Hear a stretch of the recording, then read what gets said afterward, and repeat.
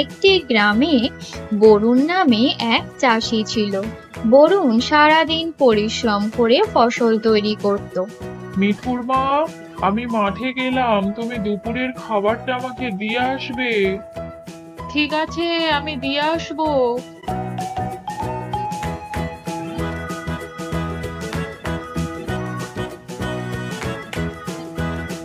এইবারের ফসলটা খুব সুন্দর হয়েছে। না, ফুলকপির চারাগুলোতে জল দিয়ে দিই।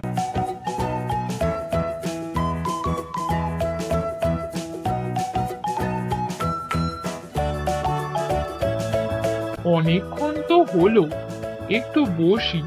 মিঠুর মা এবার মনে হয় খাবার নিয়ে চলেই আসবে। ওই তো আসছে। এসো এসো মিঠুর মা, দাও তাড়াতাড়ি খেতে দাও, বড্ড খিদে পেয়েছে। হ্যাঁ হ্যাঁ, দিচ্ছি। বুঝলে মিঠুর মা, এইবারের ফসলগুলো খুব ভালো হয়েছে। তা তো দেখছি। তুমি এত পরিশ্রম করে যে তৈরি করেছো। হ্যাঁ, তা করেছি। এদিকে ওদের কথা এক সবজি ব্যবসায়ী শুনে নেয়। সে মনে মনে একটা ফন্দি তৈরি করে। ওদের কাছ থেকে সব সবজি আমি নিয়ে নেবো, আর একটা পয়সাও দেবো না। কি হে চাষি ভাইয়া, তোমার খেতে তো দেখছি ভীষণ ভালো সবজি হয়েছে। তা এগুলো বিক্রি করবে তো নাকি?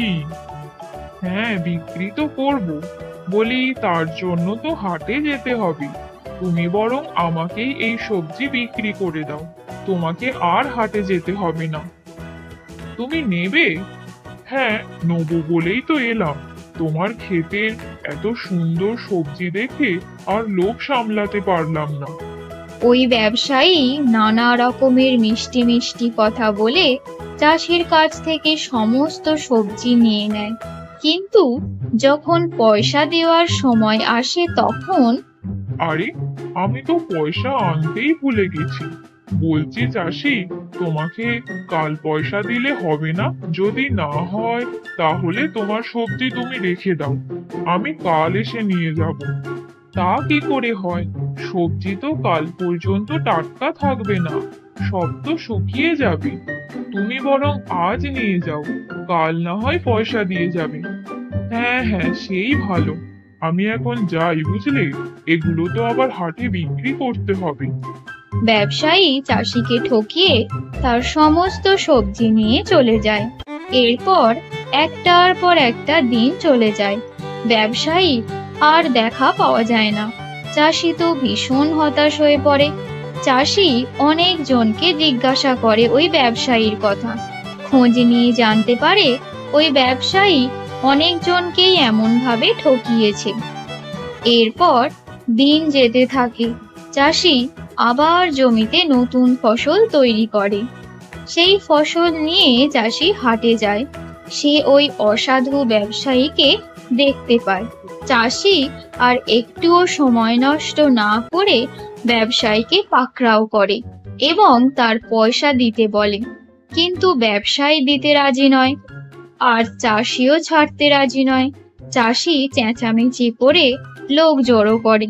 দেখো দেখো, এই ব্যবসায়ী আমার কাছ থেকে সবজি নিয়ে আমার পয়সা দিচ্ছে না। দেখো দেখো, সবাই দেখো। আরে হ্যাঁ, এ তো আমার সাথেও এমন করেছে। ব্যবসায়ী চাপে পড়ে চাষিকে এবং যাদের ঠকিয়ে সবজি নিয়েছিল সবাইকে পয়সা দিতে বাধ্য হয়। হায় হায় হায়, আমার সব পয়সাও গেল, আর প্রাণটাও গেল। হায় হায় হায়। তোমরা যদি আমার ভিডিও পছন্দ করো তাহলে please like, share and subscribe করে দাও।